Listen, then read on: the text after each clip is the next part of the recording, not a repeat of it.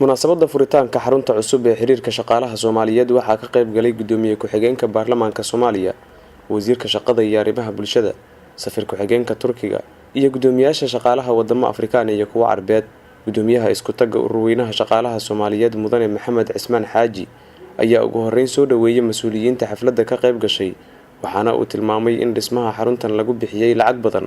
waxaan leeyahay ku soo dhawaada wadankiina labaad marka hore mar labaad waxaan rabaa inaan salaamo dhammaan xubnaha xiriirka guud ururada shaqaalaha Soomaaliyeed oo ay maanta halkan joogaan madaxdiisii mar raba inaan hadalka dheereeyo waxaan leeyahay ku soo dhawaada xaruntiinii oo ay suurtageliyeen walaalihiin ururka shaqaalaha Turkiga.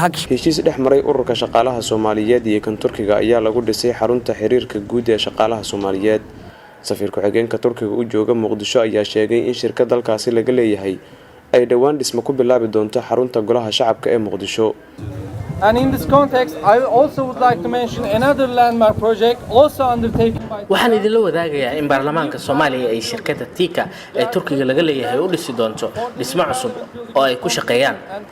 waxaan dawladaha kale ku boorinayaa inay Turkiga kala mid noqdaan mashaariicda Soomaaliya ka wado.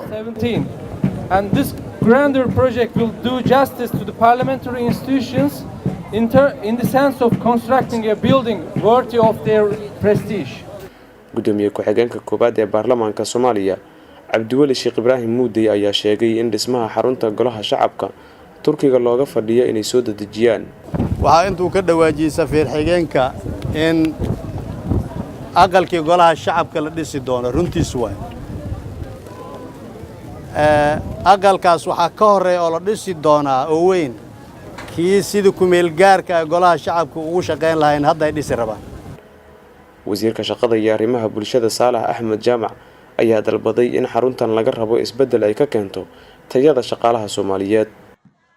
shaqo abuur si loo helo waxa loo baahan yahay dawlad sharciyadii dejisa siyaasadii keenta oo isku dubarida barnaamijyo lagu shaqaalaysiinayo dadka. laakiin arrin dawlad kaliya ku kooban ma waxa iyana loo baahan yahay shaqaale tababaran carbisan oo abaabulan halka iyana loo sii baahan yahay maalqabeenno ama loo shaqeeye maalgeliye barnaamijyada shaqo abuurka hadda sida kuwa hadda ay ka dhawaajinayeen mas'uuliyiinta safaaradda Turkiga safir ku-xigeenku in la furi doono kanaladii webiga in beeraha wax laga qaban doono waa barnaamijyo wax ku ool ah oo shaqo lagu abuuri karo. xiriirka guud ee shaqaalaha Soomaaliyeed burburkii dawladnimada Soomaaliya kadib ma uusan helin xarun uu ku shaqeeyo. tani waxay noqonaysaa goobta sida rasmiga ah la sheegay in isbedel shaqo looga sameyn doono dalka Soomaaliyeed dhamaantii.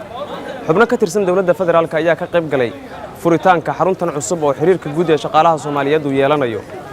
Cali Aadan Muumin, Goobjoog, Muqdisho.